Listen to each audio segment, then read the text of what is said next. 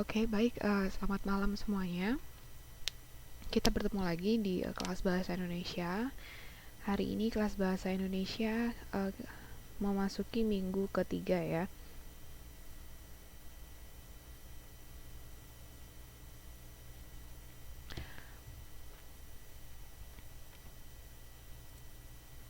Nah, seperti biasa kemarin karena kita sudah kemarin kita halo tes kemarin kita sudah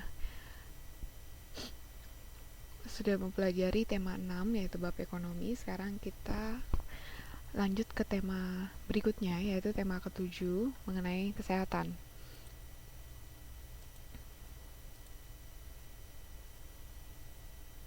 Oh ya, jadi saya ingatkan lagi uh, sudah saya perbarui lagi silabus untuk untuk semester 2 ini. Jadi sekarang tanggal 24 September kita akan bahas tema ketujuh, di mana hari ini saya akan memberikan kalian tugas kedua. Kemudian minggu depan kita bahas tema 7 lagi sampai nanti kita akan adakan UTS tanggal 26 Oktober 2016. Materi UTS-nya dari tema 6, kemudian tema 7, tema 8, subbab yang A dan subbab B.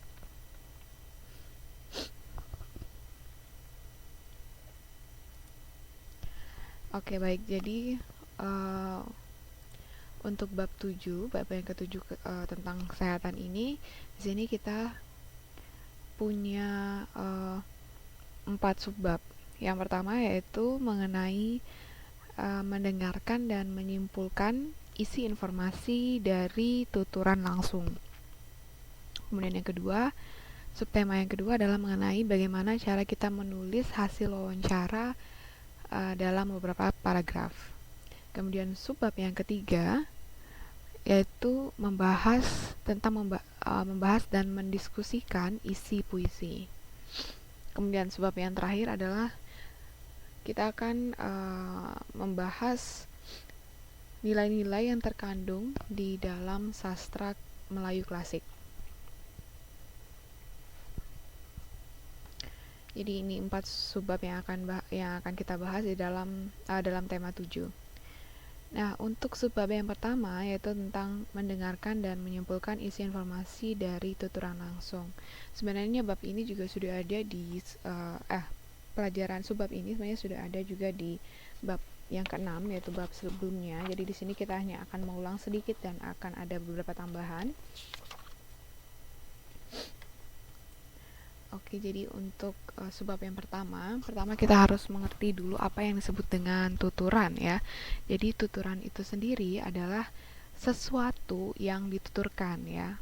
Seperti kata-kata tutur berarti itu maksudnya adalah ucapan atau mengujar atau menceritakan. Nah, itu tadi pengertian tuturan. Sedangkan untuk pengertian langsung itu artinya terus, yaitu tanpa melalui perantara atau tidak berhenti. Nah, jadi kalau kedua kata ini kita gabungkan, yaitu tuturan langsung ini artinya adalah informasi yang kita peroleh dari narasumber secara langsung ya, tanpa melalui media apapun.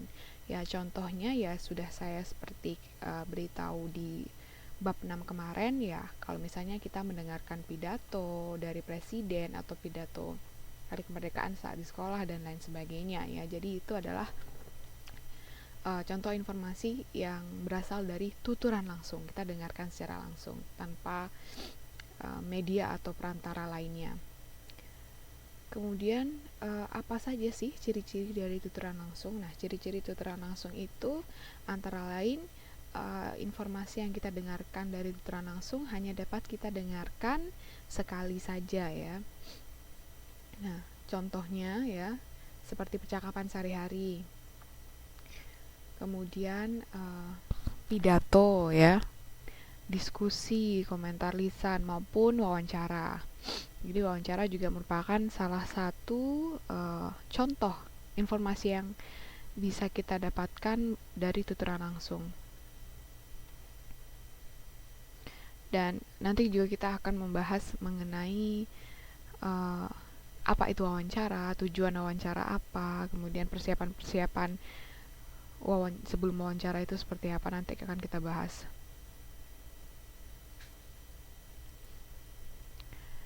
Kemudian setelah tadi membahas tentang tuturan langsung ya, satu persatu mulai apa itu tuturan dan apa itu langsung. Sekarang kita membahas apa itu informasi ya. Informasi itu sendiri adalah pemberitahuan, kabar maupun berita tentang sesuatu hal yang sedang terjadi. Nah, berdasarkan kamus dari Oxford, informasi bisa dimaknai sebagai pernyataan atau penjelasan ya tentang sesuatu ataupun seseorang. Jadi itu yang dimaksudkan dengan informasi.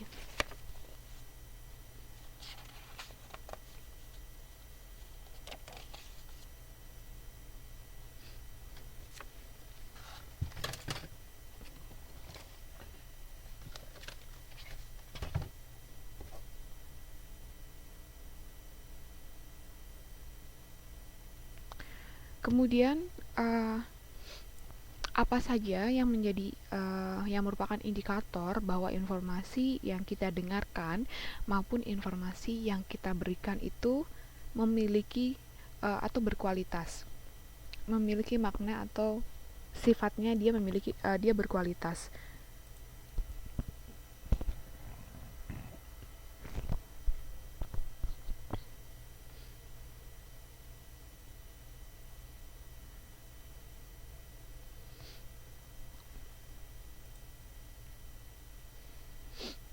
Yang pertama, indikator informasi yang berkualitas itu yang pertama itu adalah informasinya harus akurat. Akurat maksudnya apa? Akurat di sini artinya bahwa informasi yang kita tuturkan atau kita berikan kepada lain itu harus jelas mencerminkan apa yang kita maksud dan tidak membingungkan ya ataupun menyesatkan orang yang mendengarkan.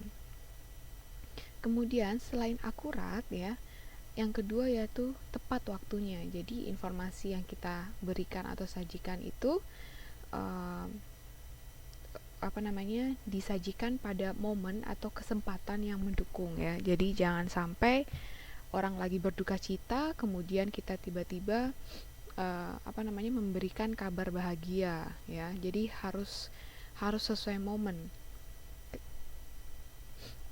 Kemudian yang ketiga yaitu relevan. Relevan di sini berarti segala macam informasi yang kita berikan kepada orang yang mendengarkan haruslah memiliki manfaat ya bagi yang mendengarkan. Jadi tidak hanya asal kita memberikan informasi.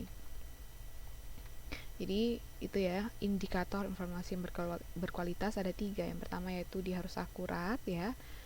Maksudnya adalah to the point, mencerminkan maksudnya, kemudian tidak membingungkan atau menyesatkan yang mendengar. Kemudian yang kedua, timingnya harus tepat ya, harus tepat pada waktunya atau sesuai dengan momen atau kesempatan yang mendukung. Kemudian yang ketiga yaitu relevan, artinya informasi yang kita berikan harus memiliki manfaat bagi pembacanya. Nah, pada prinsipnya, pokok-pokok informasi yang kita dengarkan dari tuturan langsung ini bisa kita peroleh dengan cara menggali data dengan menggunakan konsep 5W plus 1H. Ini juga sudah dijelaskan ya di subbab yang kemarin. Jadi ada 5W 1H di mana what maksudnya itu adalah kita harus mampu mencatat maupun mencerna apa yang terjadi atau tema apa yang menjadi pokok bahasan yang dibahas oleh narasumber. Kemudian siapa ya, dalam informasi yang kita dengarkan itu siapa saja yang terlibat atau berperan di dalam bahasan yang disampaikan. Kemudian kapan waktu terjadinya peristiwa yang dibahas, kemudian tempat kejadiannya di mana ya, kemudian kenapa, yaitu penyebab atau alasan dari peristiwa atau kejadian yang dibahas. Kenapa peristiwa tersebut bisa terjadi? Penyebabnya apa? Kemudian yang terakhir itu adalah how, yaitu bagaimana proses terjadinya secara runtut peristiwa yang sedang dibahas. Jadi untuk uh, memperoleh pokok-pokok informasi dari tuturan langsung yang kita dengarkan, kita bisa memanfaatkan konsep 5W plus 1H ya. Jadi ketika kita mendengarkan informasi, kita bisa mengetes diri kita sendiri, apakah kita sudah paham belum, apakah kita sudah mencerna dengan baik belum informasi yang kita dengarkan, yaitu kita bisa bikin pertanyaan dengan konsep 5W plus 1H. Jika kita sudah mampu menjawab pertanyaan 5W plus 1H ini, berarti itu menandakan bahwa kita sudah mampu memahami dan mencerna isi informasi yang disampaikan oleh narasumber.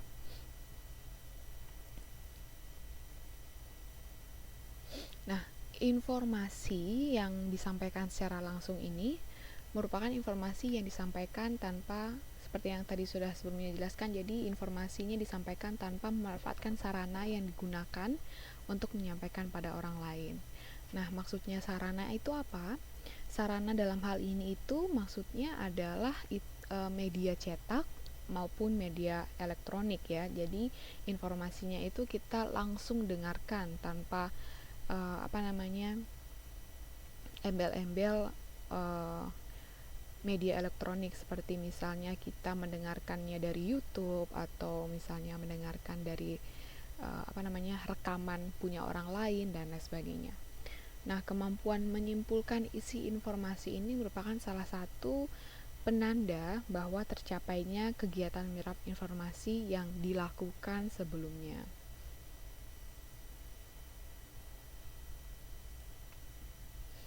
Nah, apa saja langkah-langkah dalam mendengarkan atau menyimak isi informasi tuturan langsung ya? Ini sebenarnya juga sudah dibahas pada bab sebelumnya. Yang pertama jelas yaitu kita harus mendengar dulu ya. Dimana mendengar ini berarti kita menyimak segala sesuatu yang dikemukakan oleh narasumber atau pembicara kita. Kemudian setelah kita mendengar, kita harus mampu untuk memahami atau tahap understanding, di mana tahap ini kita memahami dengan baik atau dengan secara menyeluruh isi pembicaraan yang disampaikan oleh pembicara. Nah, setelah kita mampu untuk mendengar dan mampu untuk memahami, maka kita harus mampu untuk menginterpretasikan ya, dimana kita sebagai penyimak harus mampu untuk menafsirkan atau menginterpretasikan isi-isi informasi maupun butir-butir pendapat yang disampaikan oleh narasumber, baik yang tersirat maupun tersurat yang disampaikan oleh narasumber kita secara langsung. Setelah kita mampu menginterpretasi, tahap yang terakhir adalah mengevaluasi. Nah, di mana tahap ini kita sebagai pendengar atau sebagai penyimak, kita melakukan tahap menilai atau mengevaluasi pendapat maupun gagasan-gagasan yang disampaikan oleh pembicara. Contohnya misalnya, contoh mengevaluasi yaitu kita jabarkan keunggulan dan kelemahan isi informasi yang disampaikan oleh pembicara, kemudian kebaikannya apa, kekurangannya seperti apa.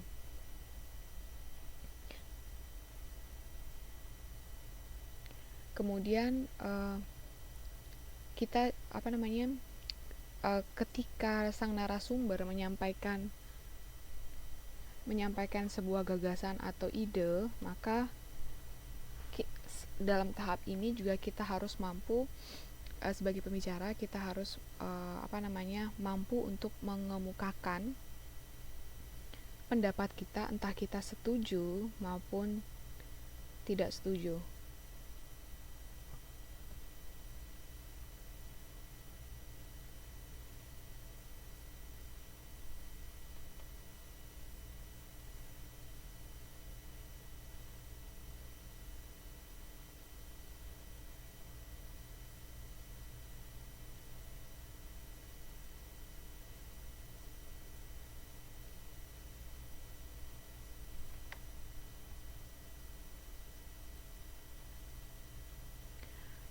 Kemudian setelah kita mampu untuk mendengarkan atau menyimak informasi tuturan langsung dari narasumber, hal selanjutnya yang harus kita lakukan yaitu adalah bagaimana caranya untuk menyimpulkan isi informasi dari tuturan langsung tersebut.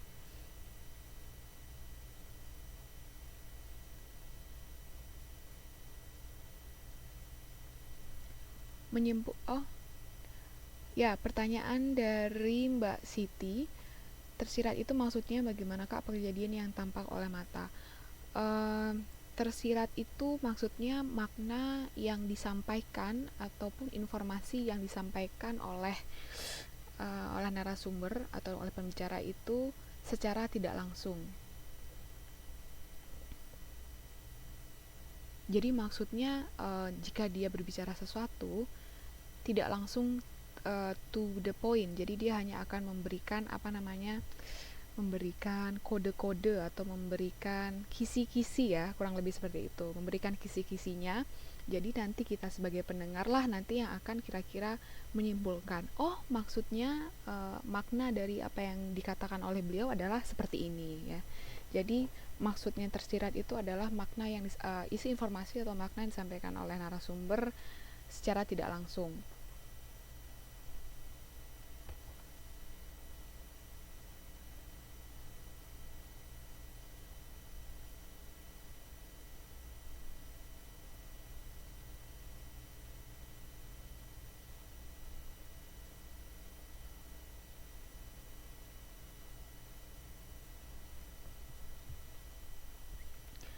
Oke.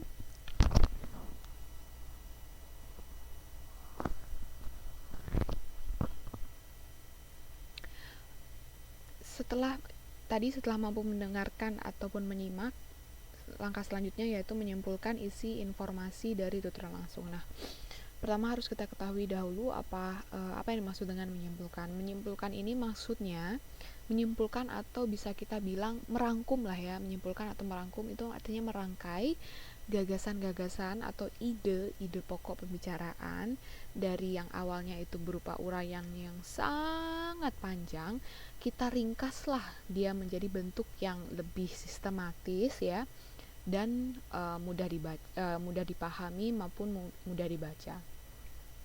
Jadi itu yang dimaksudkan dengan menyimpulkan ya, dimana ketika kita mendengarkan suatu informasi kita catat semuanya ya, tentu catatannya itu pasti catatannya sangat panjang, atau misalnya kalau misalnya kita merekam informasinya berarti kan rekaman informasinya durasinya sangat panjang. Nah, ketika kita ingin menyimpulkan maupun merangkum informasi tersebut, bukan semata-mata kita langsung menulis semua kata-kata yang disampaikan oleh narasumber ya. Jadi kita harus mampu untuk membuat isi informasi yang disampaikan oleh narasumber menjadi sesuatu yang lebih ringkas, lebih sistematis, dan juga lebih mudah untuk dipahami. Nah, langkah-langkah dalam menyimpulkan isi informasi tuturan langsung ini, yang pertama tentunya kita harus mendengarkan ya informasinya, baik ataupun membaca informasi dengan cermat. Kemudian setelah kita mau mendengarkan, kita harus mencari informasi penting ya, informasi-informasi penting atau gagasan-gagasan pokok pada tiap paragraf ataupun pada informasi lisan yang kita dengarkan secara langsung. Nah, setelah kita mendapatkan gagasan pokoknya pada tiap paragraf, kemudian kita tulis kembali pokok-pokok pikiran yang kita temukan itu dengan menggunakan kata-kata kita sendiri, tapi dalam bentuk kalimat yang lebih ringkas.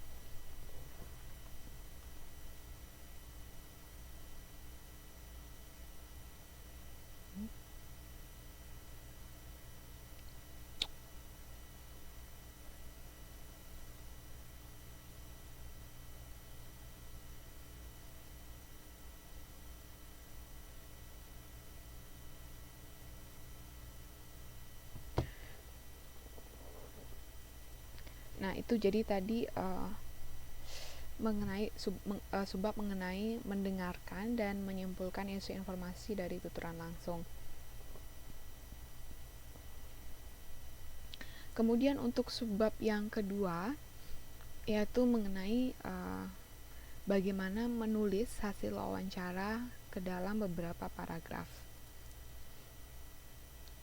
Nah, pertama-tama kita harus terlebih dahulu mengetahui apa yang dimaksud dengan wawancara.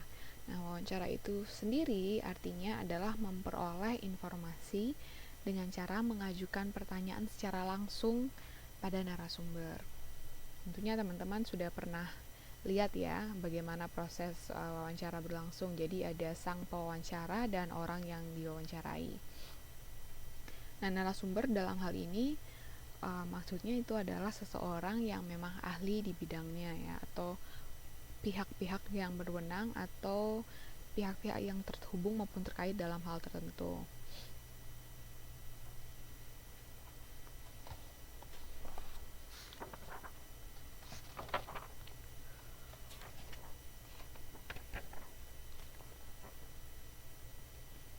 Nah, dalam perspektif ilmu komunikasi, wawancara ini merupakan salah satu bentuk komunikasi interaktif secara langsung. Nah, apa saja tujuan dari wawancara? Nah, jadi tujuan dari wawancara ini yang pertama adalah untuk mendapatkan bahan informasi ya, misalnya mengenai persoalan politik, bagaimana keadaan Indonesia saat ini, atau misalnya persoalan ekonomi Indonesia seperti apa, kemudian pendidikan Indonesia apakah sudah berkembang atau seperti apa ya. Jadi tujuan melakukan wawancara terhadap seorang narasumber adalah tujuan yang pertama yaitu untuk memperoleh bahan informasi yang bisa kita sampaikan kepada kepada masyarakat. Kemudian yang kedua yaitu bisa digunakan sebagai bahan opini, misalnya mengenai pendapat orang yang diwawancarai tentang kejadian yang baru terjadi. Contohnya misalnya ada kejadian pesawat kecelakaan atau bagaimana. Jadi kita mendatangkan narasumber yang ahli di bidangnya. Kita tanyakan bagaimana pendapat beliau tentang kecelakaan yang terjadi, bagaimana pendapat beliau mengenai bagaimana analisis maupun pendapat beliau mengenai penyebab dari kecelakaan pesawat Adam Air begitu misalnya. Jadi selain untuk memperoleh informasi dari wawancara, kita juga mendapatkan opini dari narasumber. Kemudian yang ketiga, wawancara ini tujuannya juga bisa digunakan sebagai bahan untuk cerita, misalnya mengenai human interest. Contohnya seperti apa yang dimakan sebagai sarapan oleh seorang presiden dan juga istrinya, atau misalnya fashion apa yang biasanya sekarang dipakai oleh siapa itu namanya, princess dari United Kingdom ya, ataupun model tas terbaru apa yang sekarang dimiliki oleh Syahrini. Nah itu, jadi tujuan wawancara selain untuk mencari bahan informasi, bisa sebagai bahan opini maupun sebagai bahan cerita.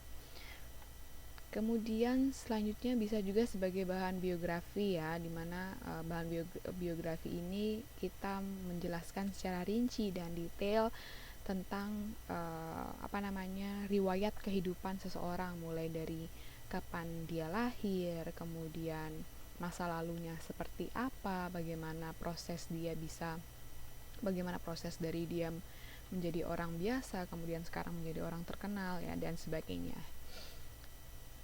Dan yang terakhir yaitu bisa dijadikan sebagai bahan laporan ya, misalnya wawancara untuk membuat laporan tesis atau membuat laporan untuk skripsi maupun disertasi. Nah itu bisa menggunakan teknik wawancara ya untuk membuat laporan. Jadi ini adalah tujuan dari wawancara.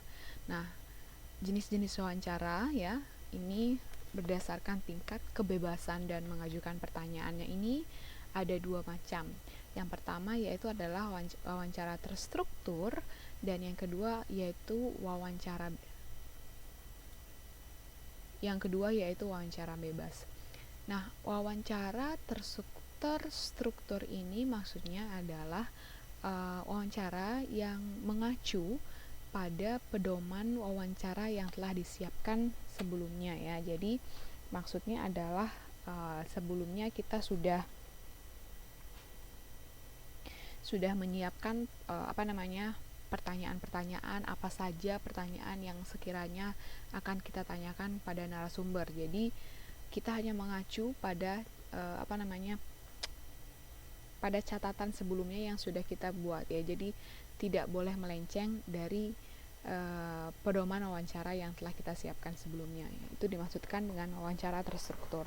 Nah, sedangkan wawancara bebas ya, wawancara bebas ini lebih ke tidak terikat oleh suatu pedoman wawancara, atau dia tidak menggunakan pedoman. Jadi ya bebas saja mau wawancara narasumbernya tentang apapun, tentang kalau misalnya lagi bahas politik, oke, boleh bahas politik. Kemudian tiba-tiba membahas masalah pribadi beliau, ya oke. Jadi seperti itu kurang lebih wawancara bebas ya. Jadi kalau wawancara terstruktur dia itu mengacu pada pedoman, sedangkan yang bebas tidak mengacu pada pedoman ya. Itu jenis wawancara. Nah, tentunya ada beberapa persiapan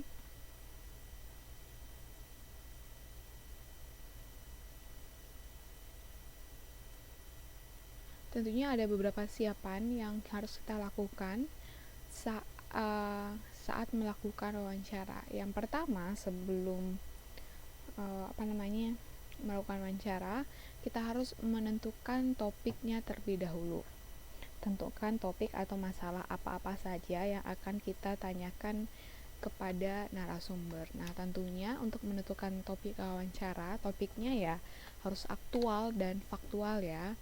Kemudian selain itu juga harus bermanfaat bagi orang banyak. Selain itu, topik yang harus kita ajukan juga harus menggugah hasrat orang banyak untuk berbuat positif. Dan yang terakhir yaitu adalah menyumbangkan nalar. Kemudian setelah menentukan topiknya ya, kita susun materi wawancara tersebut di dalam bentuk pertanyaan. Nah, menyusun materi wawancara dalam bentuk pertanyaan itu bisa dibantu dengan menggunakan 5W+1H juga ya. Kemudian yang ketiga yaitu adalah kita harus menentukan juga narasumber yang bersedia atau yang mau memberikan informasi. Setelah kita tentukan, kemudian kita melakukan kontak ya dengan narasumber. Jadi melakukan kontak di sini maksudnya adalah melakukan perjanjian kira-kira kapan waktu yang tepat untuk beliau bisa diajak untuk wawancara, kemudian waktunya kapan, harinya kapan, tempatnya di mana, dan detail-detail lainnya. Kemudian jika dari narasumber sudah menyanggupi untuk datang melakukan proses wawancara ya, kita bisa memulai wawancara dengan memperkenalkan diri terlebih dahulu ya di depan narasumber. Kemudian setelah memperkenalkan diri, kita bisa menyebutkan tujuan wawancara kita apa. Misalnya tujuan kita ingin mengetahui pendapat Bapak atau Ibu mengenai situasi atau kondisi politik yang sekarang terjadi di Indonesia dan sebagainya ya. Kemudian setelah kita memperkenalkan diri dan menyebutkan tujuan wawancara, biasanya narasumber pasti akan memberikan syarat-syarat tertentu ya. Jadi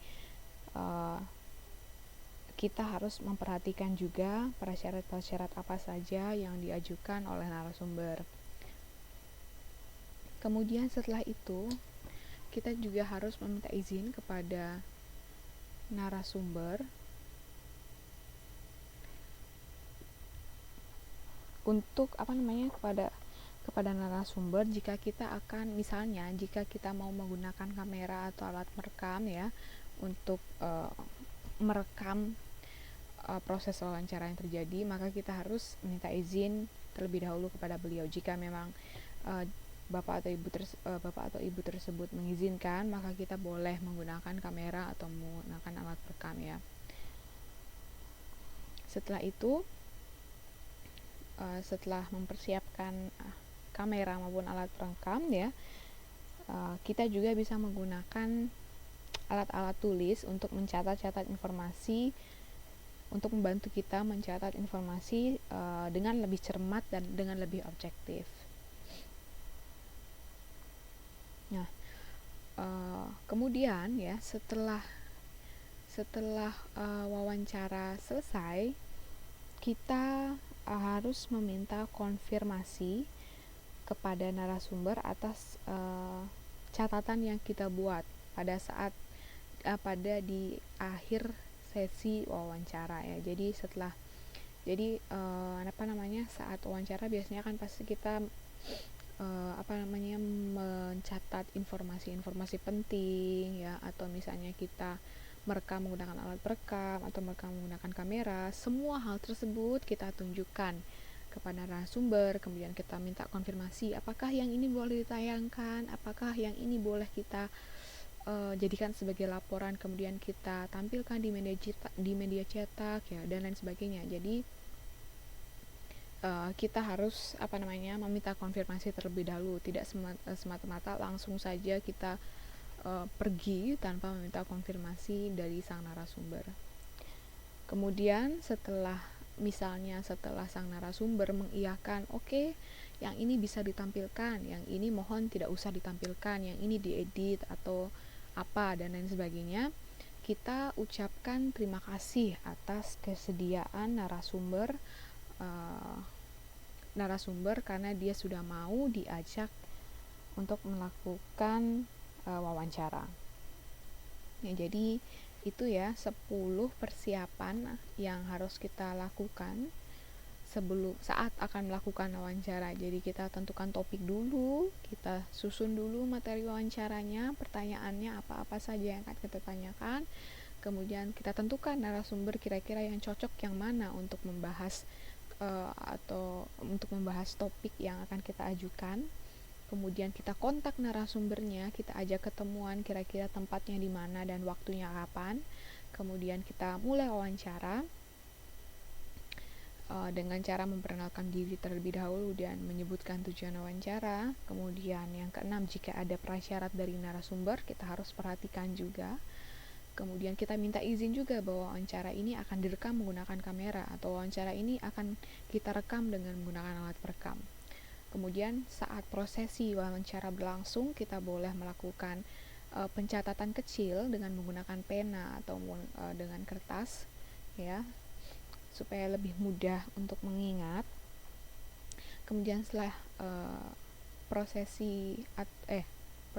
setelah sesi wawancara berakhir, kita harus meminta konfirmasi atas catatan-catatan yang kita buat pada akhir wawancara.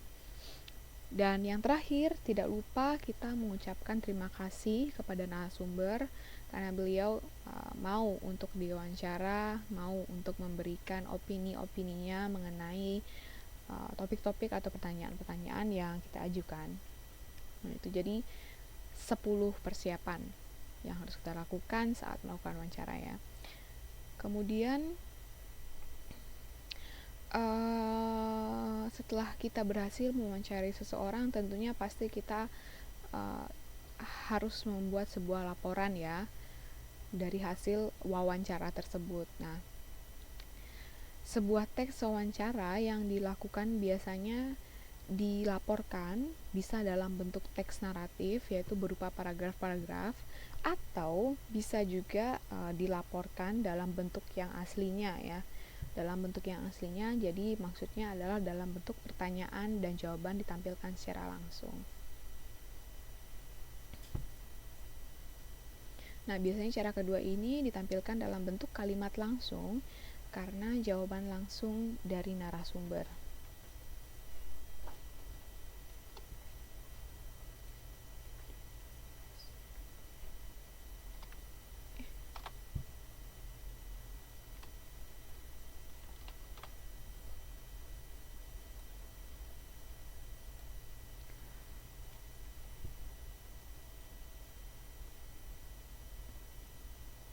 Nah, hasil dari wawancara ini bisa kita gunakan misalnya untuk apa? Untuk keperluan penelitian, kemudian untuk penyusunan skripsi atau misalnya untuk tesis, disertasi. Selain itu juga bisa digunakan oleh redaksi suatu media massa yaitu atau digunakan oleh wartawan baik itu jurnalis dari sebuah perusahaan atau departemen atau instansi ya untuk memberikan hasil berita ya kepada masyarakat. Nah, jadi ada dua macam model ya penulisan hasil wawancara.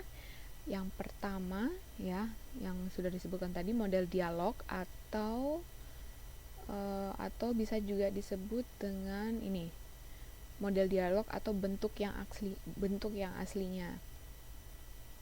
Jadi untuk model dialog atau model asli yaitu di hasil wawancara kita tulis dalam bentuk tanya jawab ya, misalnya bagaimana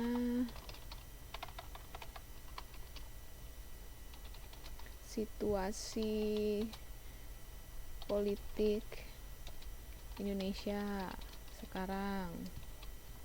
Kemudian B, sang narasumber menjawab situasinya bla bla bla bla bla bla gitu. Jadi untuk model penulisan hasil wawancara yang model dialog atau model asli ya kita laporkan saja dalam bentuk tanya jawab seperti ini. Nah, kemudian untuk model yang kedua yaitu model narasi ya. Nah, untuk model narasi ini biasanya hasil wawancara ditulis dalam bentuk esai narasi secara kronologis sesuai dengan urutan pertanyaan dan jawaban yang disampaikan oleh narasumber. Nah, dalam menuliskan hasil wawancara dalam bentuk model narasi ini ada beberapa hal yang harus kita perhatikan ya. Yang pertama ya, laporan harus ditulis berdasarkan pokok-pokok informasi yang ditulis sebelumnya. Nah, jadi kan pada saat wawancara biasanya kita mencatat ya.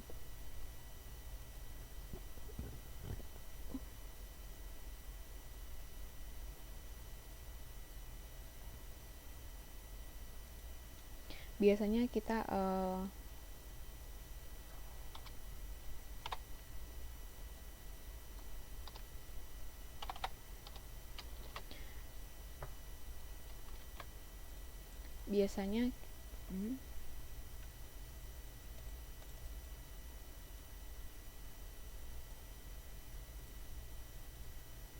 biasanya kan pasti kita mencatat poin-poin penting wawancara dengan menggunakan pensil ataupun dengan menggunakan kertas. Nah, jadi kita saat menulis hasil wawancara yang dengan menggunakan model narasi ini, kita harus tulis laporannya berdasarkan pokok-pokok informasi tersebut. Kemudian model narasi ini ya, saat membuat laporan model narasi juga kita harus sebutkan siapa narasumbernya ya, waktunya di mana dan tempat wawancaranya di mana. Kemudian penulisan hasil wawancara ini harus sesuai dengan hasil wawancara di mana sifatnya objektif dan faktual ya, artinya tidak boleh mengada-ada. Misalnya ternyata narasumber mengatakan A tapi di laporan kita katakan B. Nah, itu tidak boleh dilakukan ya, tidak sesuai dengan kode etik wawancara. Kemudian yang keempat, laporan harus disusun dengan keterangan yang penting dan relevan dengan topik yang dipilih. Maksudnya harus berkesinambungan dengan topik yang dipilih ya. Jangan sampai ketika kita bilang topik dalam laporan hasil wawancara kali ini adalah mengenai pendidikan, tapi ternyata di dalamnya membahas mengenai kehidupan pribadi sang narasumber ya. Itu jadinya kan bertentangan antara topik dan isi dari hasil wawancara. Jadi itu tidak boleh kita lakukan ya. Jadi laporannya harus relevan dengan topik yang dipilih. Kemudian Yang kelima ya, saat membuat laporan hasil wawancara, kita tidak boleh menyampaikan sesuatu yang bersifat menyinggung perasaan pribadi dari narasumber ya. Jadi saat wawancara juga kita harus menggunakan kalimat-kalimat yang sopan. Ya, itulah mengapa kita harus melakukan persiapan terlebih dahulu ya, menyiapkan pertanyaan-pertanyaan, sekiranya pertanyaan apa yang harus kita berikan kepada narasumber. Jangan sampai kita harus menggunakan kalimat yang sopan ya. Jangan sampai menyinggung perasaan pribadi dari sang narasumber.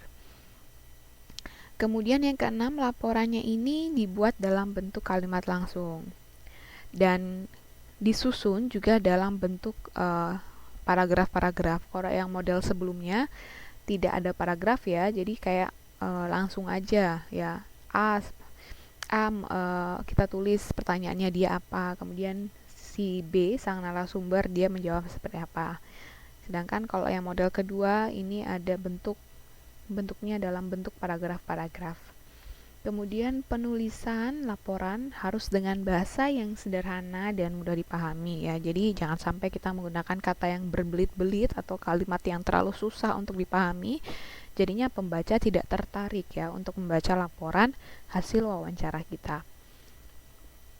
Kemudian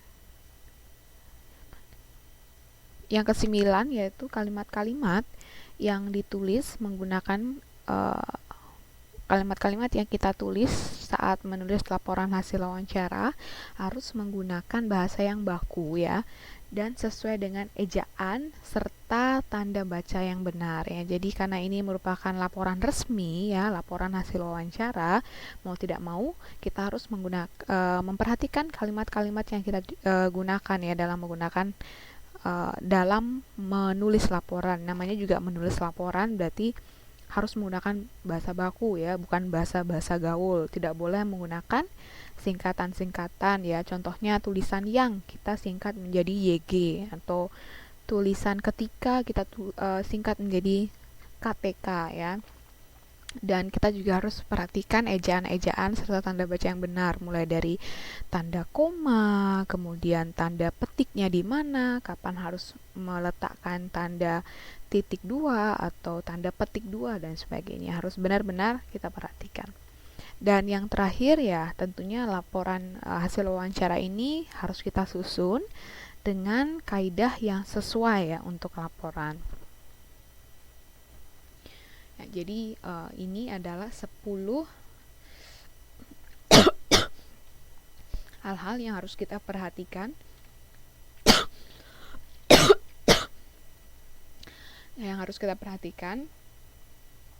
saat kita ingin menulis laporan hasil wawancara dalam bentuk model narasi. Nah, contohnya ini ya, model narasi. Jadi kita yang pertama tentunya harus kita cantumkan hari tanggal pelaksanaannya kapan, waktunya kapan ya. Contohnya di sini jam 12:15 waktu Indonesia Barat. Tempat pelaksanaan wawancaranya di mana ya. Kantor Desa Cibunar misalnya. Kemudian narasumbernya siapa dan beliau namanya siapa dan beliau berjabat sebagai apa ya. Di sini jabatannya adalah Kepala Desa Cibunar. Kemudian sebutkan juga pewawancaranya siapa saja ya. Di sini ada 3 orang dan tema wawancaranya apa. Kemudian tujuan wawancaranya apa ya. Jadi kita jelaskan dalam metode menulis menulis laporan hasil wawancara dengan model naratif. Kita di atas kertasnya kita tuliskan lebih dahulu secara detail atau secara rinci kapan pelaksanaan wawancaranya, kemudian narasumbernya siapa, wawancaranya siapa, temanya apa, dan tujuannya apa. Nah, setelah itu ya barulah di bawahnya kita mulai menulis hasil dari wawancaranya seperti apa ya, kita kembangkan di dalam sebuah paragraf. Jadi yang tadinya itu hasilnya berupa catatan-catatan atau oretan-oretan dengan menggunakan pulpen dan kertas ya. atau oretan-oretan dari gagasan-gagasan pokok yang disampaikan oleh narasumber, kita kembangkanlah menjadi satu atau beberapa paragraf. Nah, di ini contohnya model naratif. Kalau contoh model dialog atau contoh model asli ya seperti biasa aja, bisa ditulis langsung aja, A menanyakan apa, kemudian B jawabannya apa, dan seterusnya. Nah, jadi itu tadi adalah kita sudah membahas mengenai wawancara ya, mulai dari wawancara itu apa, kemudian tujuannya seperti apa, tujuan wawancara apa saja, kemudian jenis-jenis wawancara ada 2, yaitu terstruktur dan juga bebas. Kemudian apa saja langkah-langkah saat kita ingin melakukan wawancara. Kemudian dan yang terakhir yaitu adalah model-model penulisan dari hasil wawancara ya. Jadi ada model dialog atau model asli dan model narasi. Nah, sampai di sini dulu ada pertanyaan.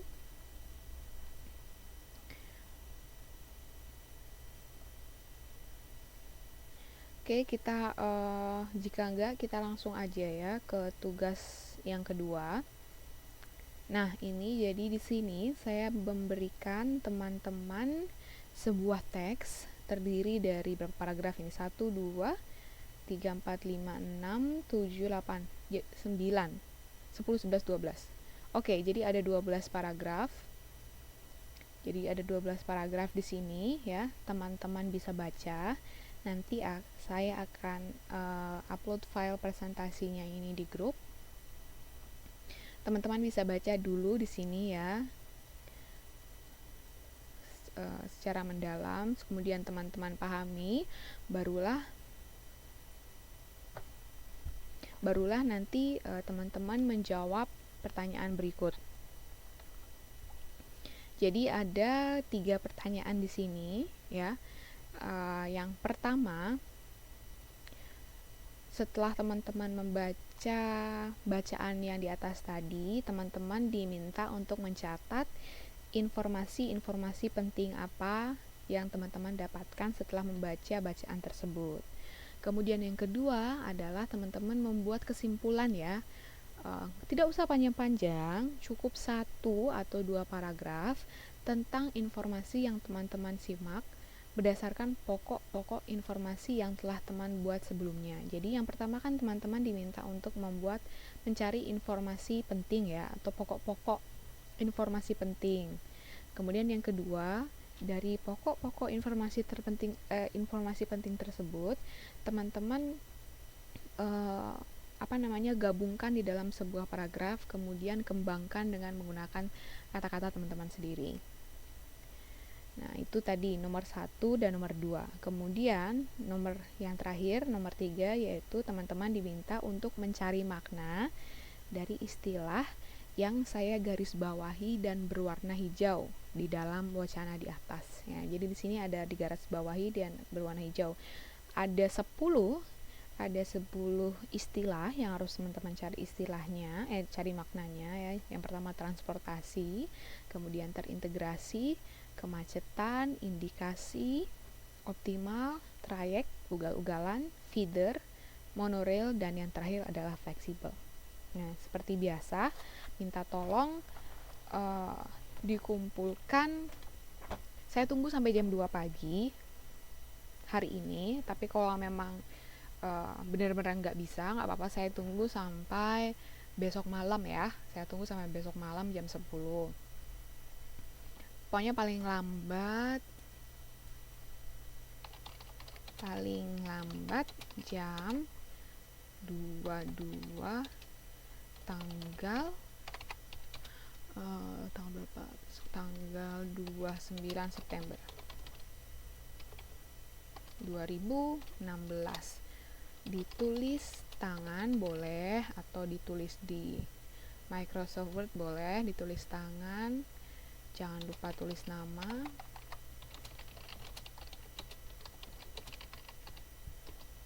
kemudian dikirim ke FB saya atau ke email bisa juga. Ini email saya.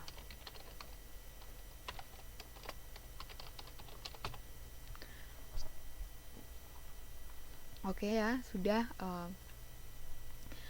ada pertanyaan ya mengenai materi ataupun mengenai tugasnya. Oh ya, pertanyaan dari Mbak Susi. Kalau model dialog harus pakai rincian tanggal, narasumber, dan lainnya nggak Bu? Ya tentu saja harus ya. Jadi entah dia model dialog maupun dia model narasi, dua-duanya tetap harus pakai rincian tanggal. Kemudian tempat pelaksanaan wawancara di mana, narasumbernya siapa, sang wawancara siapa, topik wawancaranya apa, dan yang terakhir tujuan dari wawancaranya apa. Kemudian barulah kita tulis ya seperti biasa, kayak seperti dialog biasa ya. Pertanyaan dari Mbak Sri Muji, Bu ada di buku tugas. Nggak ada, jadi tugasnya ini nggak ada di buku. Nggak usah di screenshot, nanti file ini akan saya upload di grup chat sama di grup KPC angkatan 5. Ini sebentar lagi akan saya upload. Oke, tunggu saya upload dulu.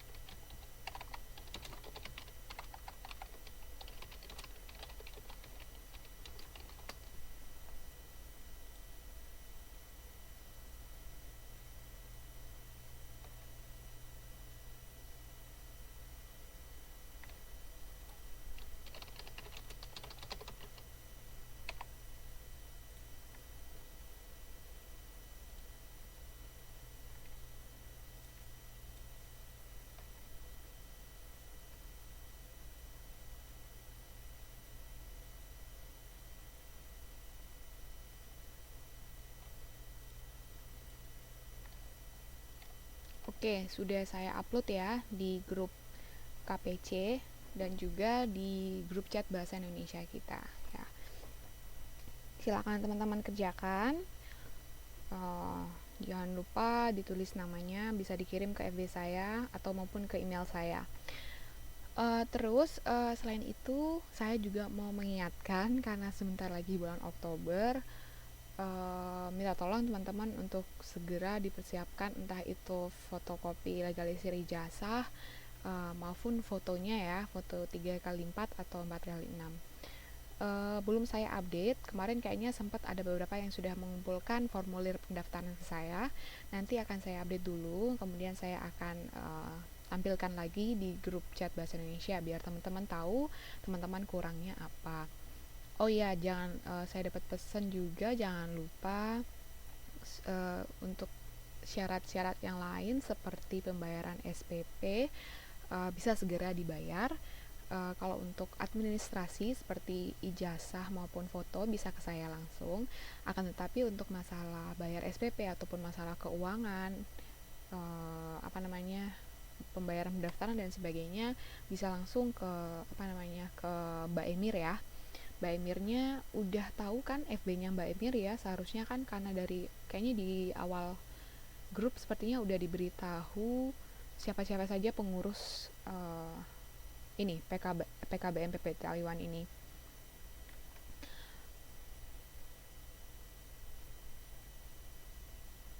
Um, ya Mas Saryono sudah saya saya upload ini di grup ya, jadi teman-teman bisa lihat di grup Bahasa Indonesia.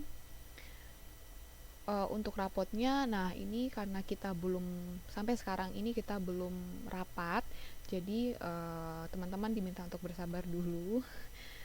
Kalau nilai dari beberapa mata pelajaran yang lain sih sudah ada, cuman ada beberapa yang belum, jadi saya belum bisa bikin rapotnya. Baru sebagian ya.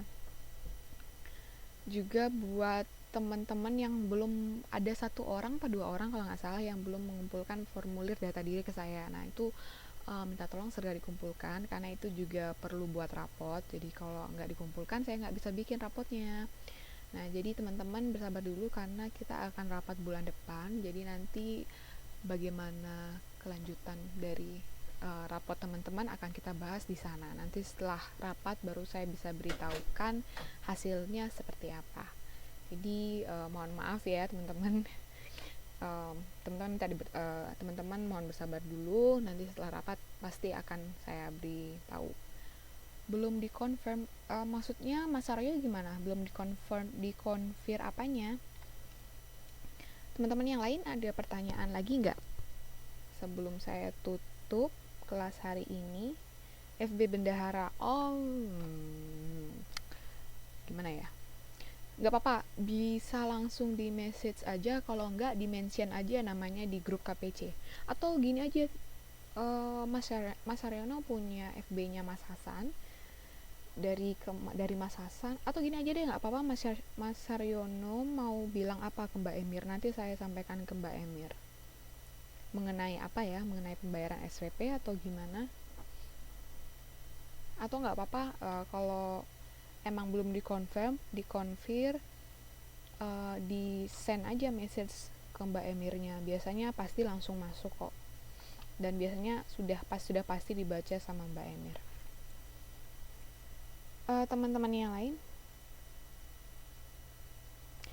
bener Bu, kalau bayar SPP nggak pernah dikonfirmasi balik. Iya, jadi mohon maaf, untuk bayar SPP atau bayar apapun memang belum bisa dikonfirmasi balik, karena sebenarnya Mbak Emir juga ruwet banget mengurusi sekian banyak siswa yang tiap hari message dia terus mengenai SPP lah, mengenai bayar ini, bayar itu. Jadi memang memang tidak dikonfirm balik, tapi saya pastikan pasti sudah dicatat oleh Mbak Emir. Jadi teman-teman tenang aja, pasti sudah dicatat Mbak Emir. Mas Saryono udah bayar SPP bulan ini, Mbak Sri Muji udah bayar SPP bulan ini. Saya udah tanyakan kepada Mbak Emir, jadi nggak apa-apa, tenang aja. Oke, udah nggak ada pertanyaan lagi ya. Mau tanya-tanya apa lagi? Tugas, terus administrasi, bayar SPP, udah ya. Untuk buku modul, untuk teman-teman yang pesan buku modul, mohon maaf, karena buku modulnya belum bisa dicetak. Jadi sampai saat ini teman-teman yang baru masuk atau teman-teman yang tidak punya buku modul, ini ya nggak bisa punya buku modul dulu dalam sementara waktu, karena kita butuh proses juga untuk cetaknya dan segala macamnya.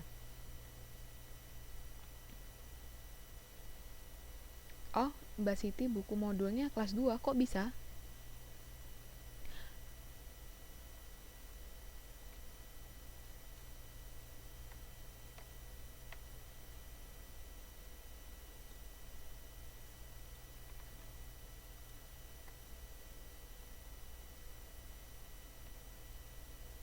Berarti yang dikirim buku modul kelas 2 ya, bukan kelas 1. Berarti mungkin memang ada kesalahan dari Mas Hasannya. Nanti saya coba tanyakan lagi ya. Soalnya sebenarnya buku modul kelas 1 kemarin sudah terakhir dicetak kapan gitu ya. Kemudian sudah habis. Nah, jadinya sekarang sudah tidak kita cetak lagi gitu kan. Jadi teman-teman yang mau pesan buku modul kelas 1,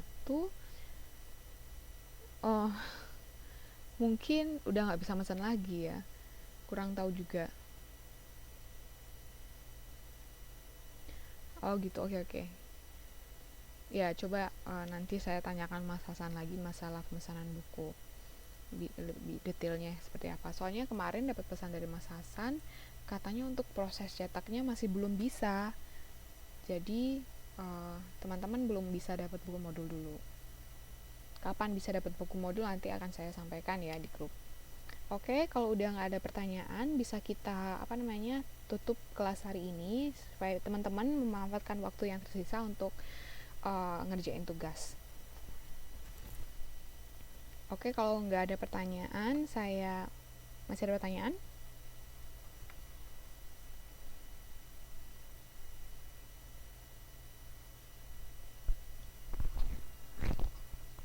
Oke, semuanya ya. Kalau nggak ada pertanyaan lagi, saya tutup kelas hari ini. Selamat malam semuanya, selamat istirahat dan jangan lupa tugasnya dikerjakan. Oke, selamat malam.